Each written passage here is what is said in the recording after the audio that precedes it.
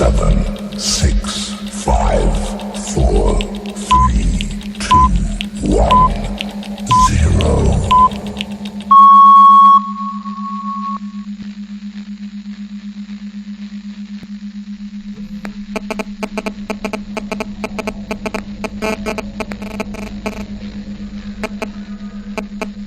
In the mid-'80s, fewer than 3% of all people in most of our countries were using cell phones. But you fast forward to today, when almost 100% of people are using cell phones. By the time they're 19 or 20 years old, they will have used the phone for 10 years, and we have no idea what type of risk that's carrying.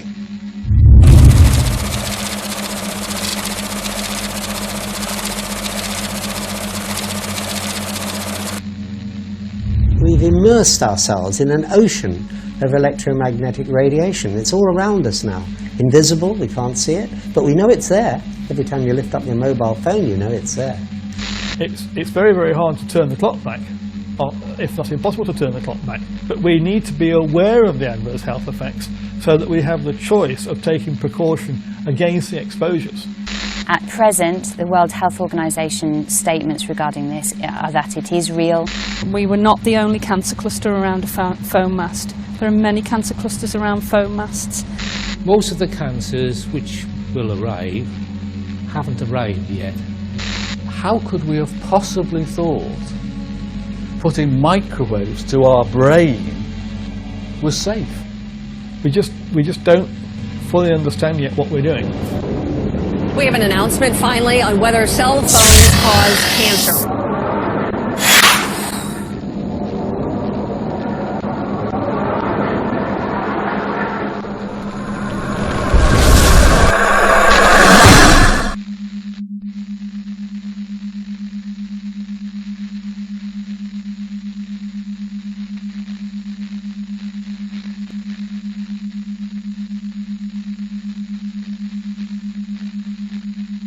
The reason you are able to walk around your home talking on your deck phone is because the base station of the deck phone sends electromagnetic frequency waves called microwaves to the handset. This is exactly the same way that a mobile phone mast communicates with a mobile phone.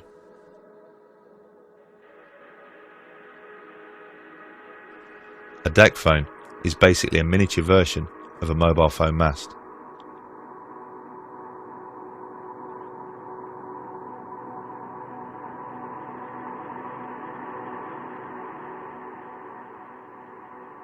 If a bee is affected by what comes out of a deck phone, it will most definitely be affected by what comes out of a mobile phone mast.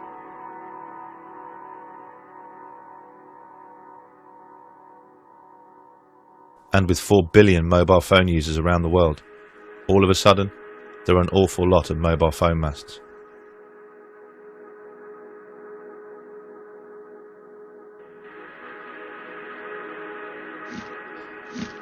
The bee's magnetic sense allows it to navigate using the magnetic lines of the Earth, an ability it has spent millions of years fine-tuning and developing. Does it stand to reason then that such an acute sensitivity would be affected by even the slightest change in the electromagnetic environment? So what about a gargantuan change, and one which has happened almost overnight? A sensational piece of research by Joseph Kuhn and his team. In an experiment, the doctor worked with 8 beehives and placed a regular home deck phone inside half of them. The scientists then monitored if the presence of a deck phone would affect the way that bees returned to their hive. The results were astonishing. In the hives where no deck phone was present, the bees returned at a normal rate. But in the hives which contained a deck phone, the bees hardly returned at all. In one hive containing a deck phone, not a single bee returned. Will changes in our environment affect us, as it's clearly affecting them?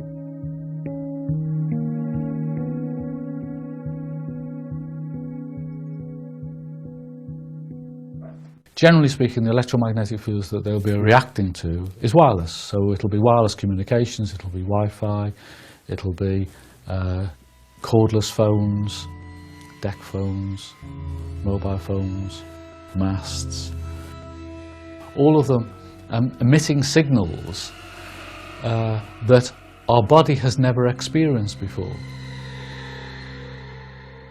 And when people start to become affected, when I became affected, the way that it starts to affect you is, generally speaking, it's your head first, and it will start giving you pains in your head. But I hate to use the word headache, because it's pains in your head that is unlike any other headache you've ever had before.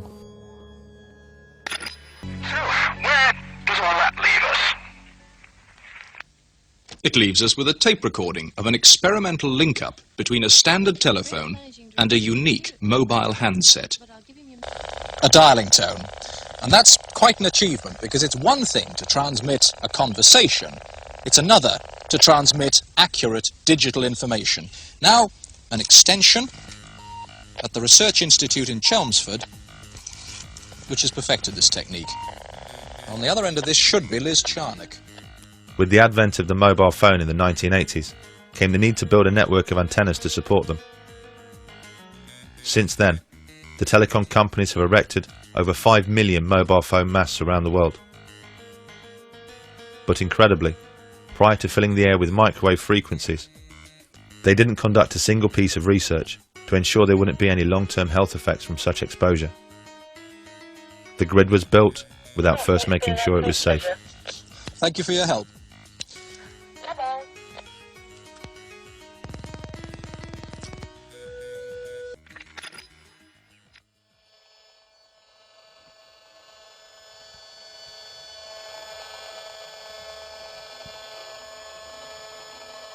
So it's pretty ugly, isn't it?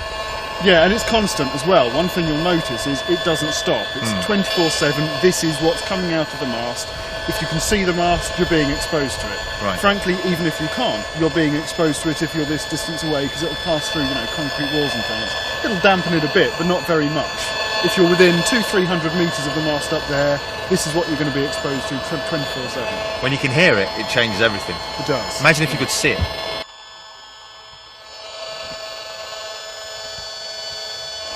It'd be the equivalent of seeing a daily smog. Yeah.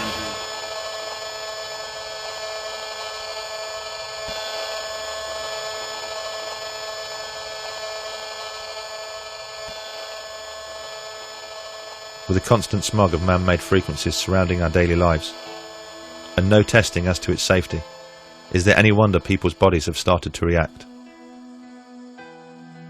Well, it was almost 10 years ago, and I was in my 30s. No history of breast cancer in my family, and living a really healtly lifestyle. I'd been living next to a foam mast for many years, over 7 years by then. How far was that from? It was 100 metres from the house. Right, so pretty close. Yeah, and for years I'd been having symptoms which hadn't related to the foam mast, because I didn't know anything about the condition of electrosensitivity then. And I'd been having vertigo, sleep problems, headaches, sharp pains in my head. And I'd often visit the doctor only to be told it was either stress or a virus. And then, just out of the blue, I was diagnosed with breast cancer. And it was the biggest shock of my life. And at first I thought, well, it's bad luck, it's just unlucky, it's me. And started to go through my treatment.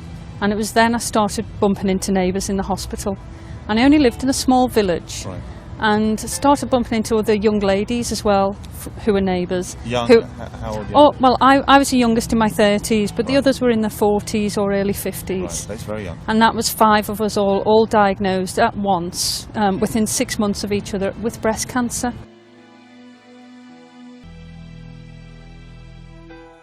I think this is a global, massive problem. We found since then that we were not the only cancer cluster around a foam mast. There are many cancer clusters around foam masts, and we'd worked with a local scientist where we looked at other foam masts that have been in areas for a long time and conducted other surveys and found other cancer clusters as well.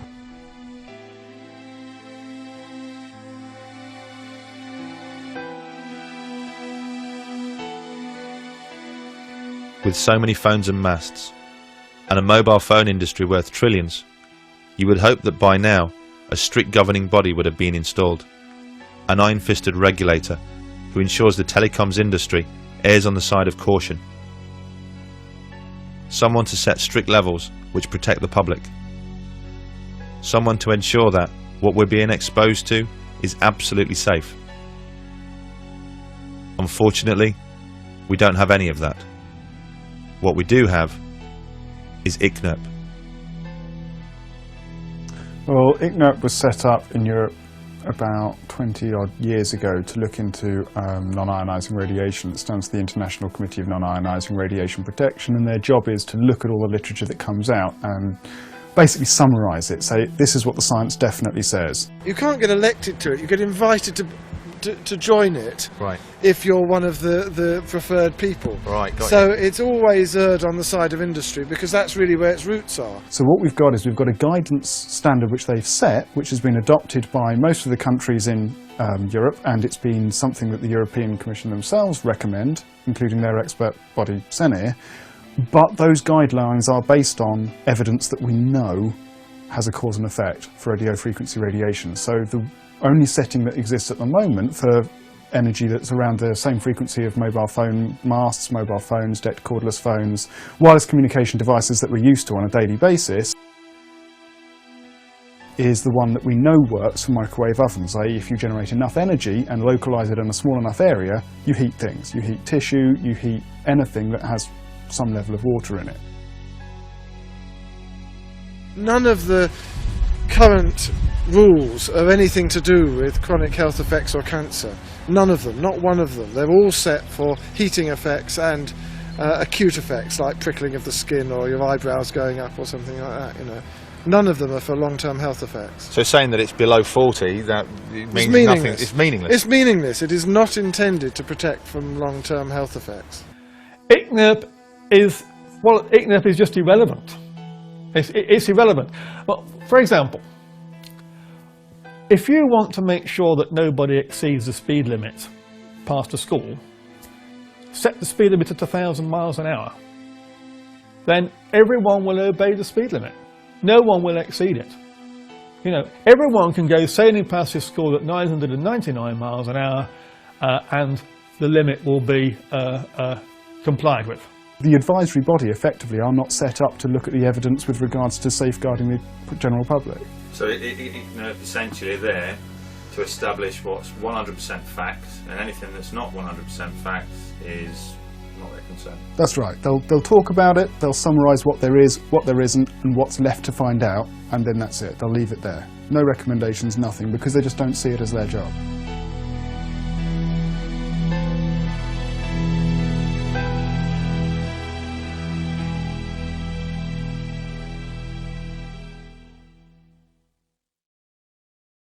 What if I try and make a call? Let me try and make a call. If you try and make a phone call, it'll be almost constant because it starts a proper sort of two-way high bandwidth transmission. Okay, let's do that. Oh wow! So as soon as it picks up, this is it trying to, and this is once it's on call mode. This is now what the phone's doing. And that's waves going from my phone to the base station and then being transmitted from there. And that's it's picked up. That's horrible. And that's basically what your phone's transmitting into your head all the time that you've got it operational and you're using it for phone.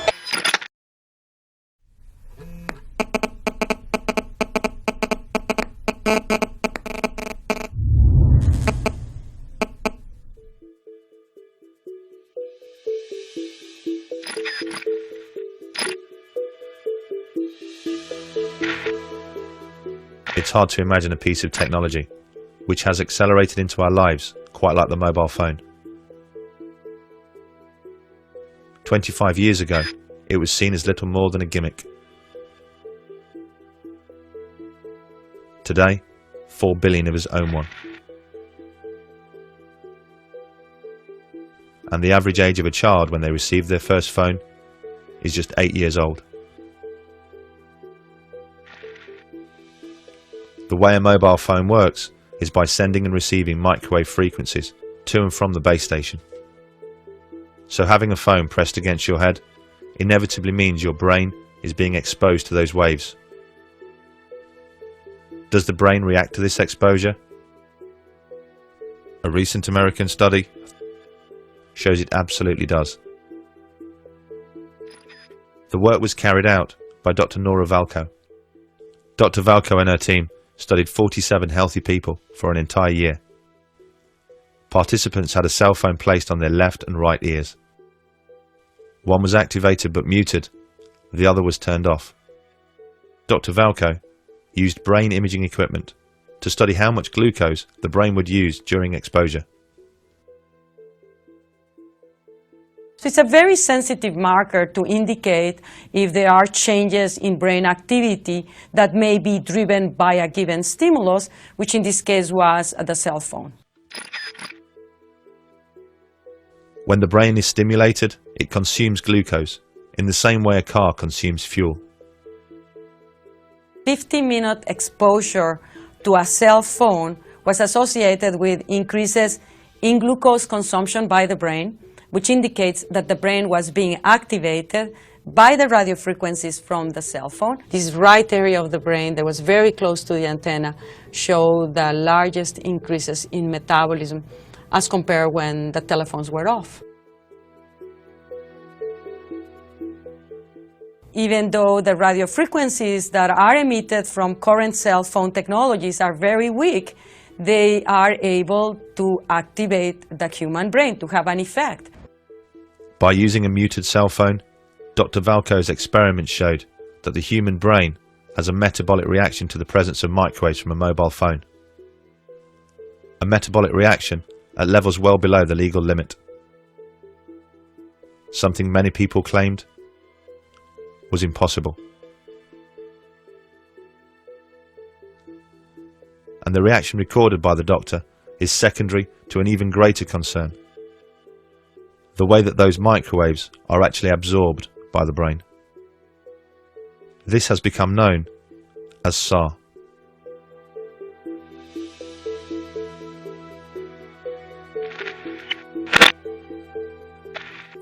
SAR is, well, first of all, it stands for specific absorption rate, and that's the measure of how much radio waves, or how much RF energy, in this case radio waves, is absorbed into the human body over a certain period of time within a certain volume. So it's a measure of the heating effect that a radio transmitter would have on your body, on the human body.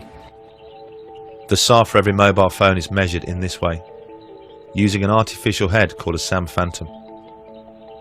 This is filled with a glucose mixture which represents the brain. The probe measures the amount of microwave radiation that penetrates the SAM phantom skull and calculates a SAR rating based on how much energy is absorbed.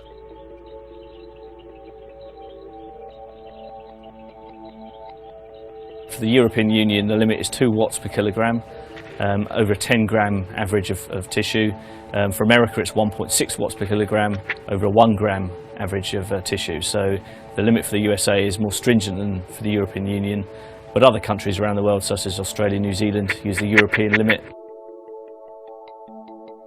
Some of the most popular phones on the market emit so much microwave radiation that their SAR rating is right on the edge of the limit.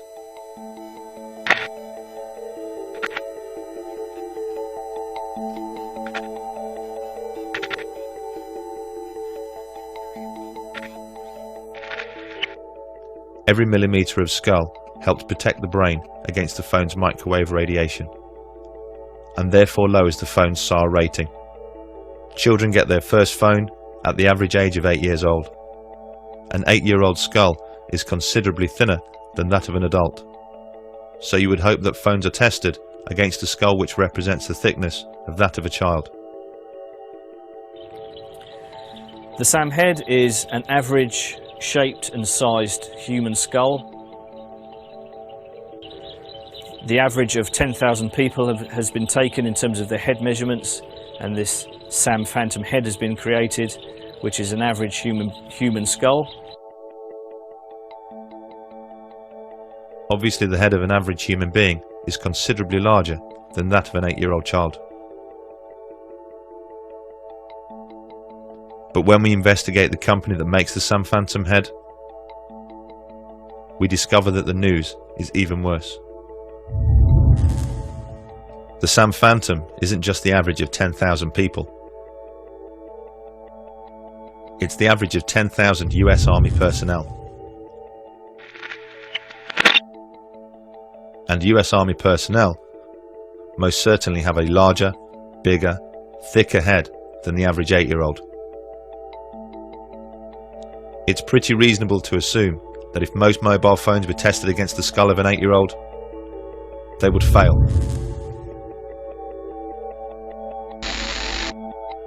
Who is it that sets the standards? A group of people from a committee called ICNIRP.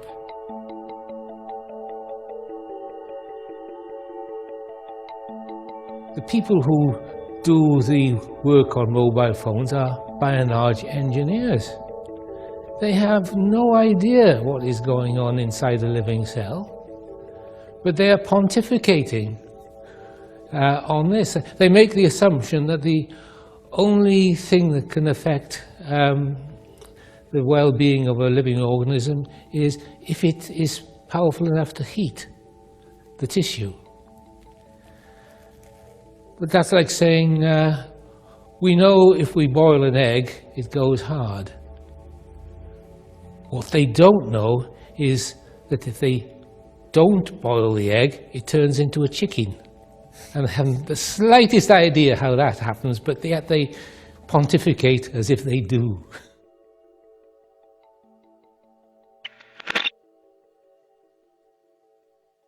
In 2011, the World Health Organization changed the danger rating of mobile phones, reclassing it as possibly carcinogenic to humans, based on an increased risk of contracting a glioma, the type of brain tumour associated with using a mobile phone. What was the catalyst for this abrupt change in status? There have been countless studies conducted into the possible health effects of mobile phones, some showing an effect, some showing no effect. But the most conclusive came from Leonard Hardell. He has overseen the largest and most comprehensive piece of research ever conducted, combining his own work with that of others from around the world. From the early 1990s, they have investigated the phone habits of more than 2,000 people from around the world. People with tumours such as astrocytoma and acoustic neuroma, the brain tumours associated most with mobile phone use due to their proximity to the ear. Their findings are shocking. They concluded that mobile phone use does increase the risk of a brain tumour. And they also discovered why earlier research showed no effect.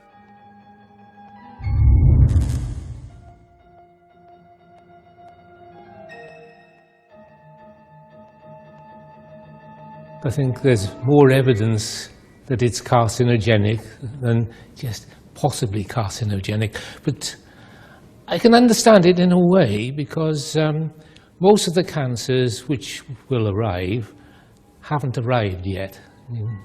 People haven't been using cell phones for long enough for the true effect to become apparent. As is the case with other carcinogens, it takes at least 10 years before you start to see an effect from the exposure.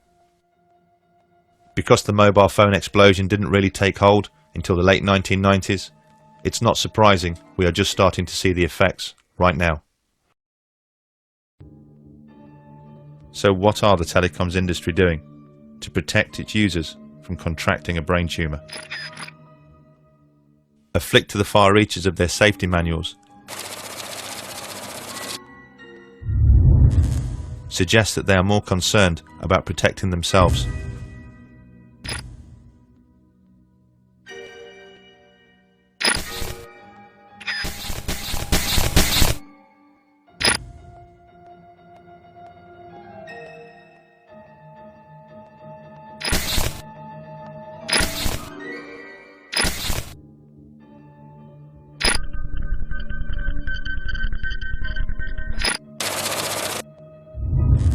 At the back of almost every single phone's user guide are instructions on how far to keep your phone from your body.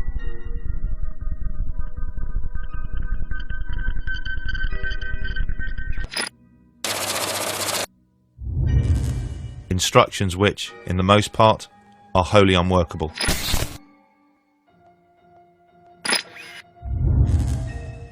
And what happens when the telecoms industry funds research into the harm that they are causing? And that research concludes that there is an effect.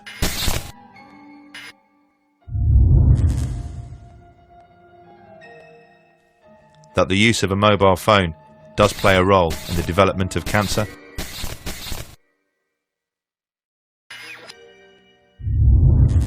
They tend to keep that research to themselves. We just don't know what we're storing up with EMF, because the effects are largely long-term, and we have, as you say, this ubiquitous exposure and ubiquitous reliance on these exposures. We just don't fully understand yet what we're doing. Although the epidemiology clearly shows that using a mobile phone increases the risk of contracting a brain tumour, what people like ICNIRP need to see is a definitive cause and effect. How it happens. What's the mechanism? How exactly is the cancer caused? Would the MTHR, do you think, fund research into radio waves affecting melatonin, given that this is the mechanism that people seem to point to, that mobile phones affect the production of melatonin? Melatonin is an antioxidant, a free radical vacuum cleaner, if you like.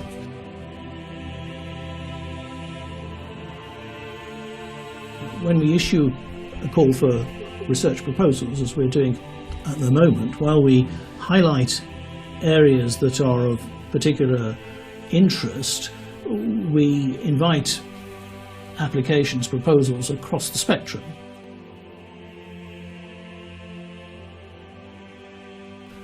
But it would have to be prioritised alongside the other applications that we get. We only have a limited pot of money, but we don't rule out funding research on melatonin. It's not one of the areas that we've identified as a priority at the moment.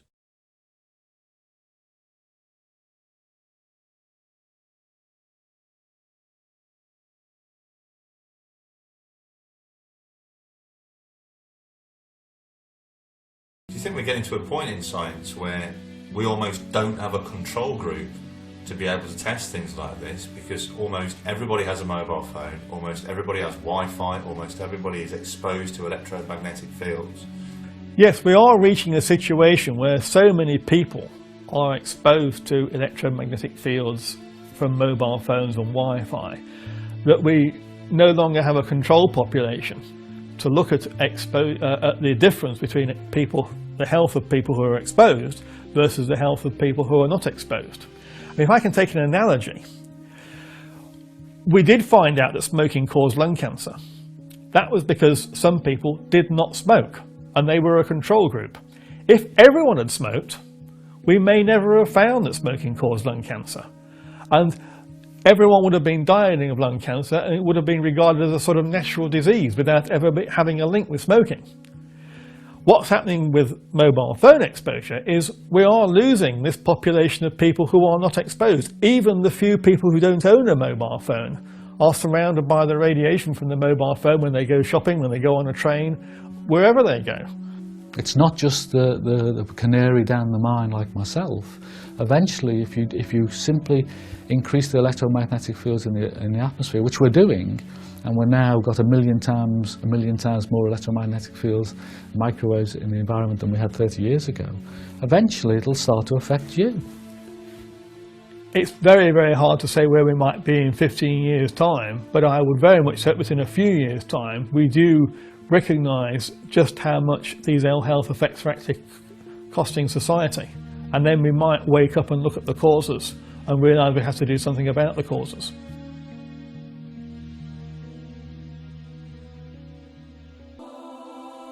As this film is being made, 4G technology is being rolled out around the world. To accommodate this, the ceiling levels are being increased.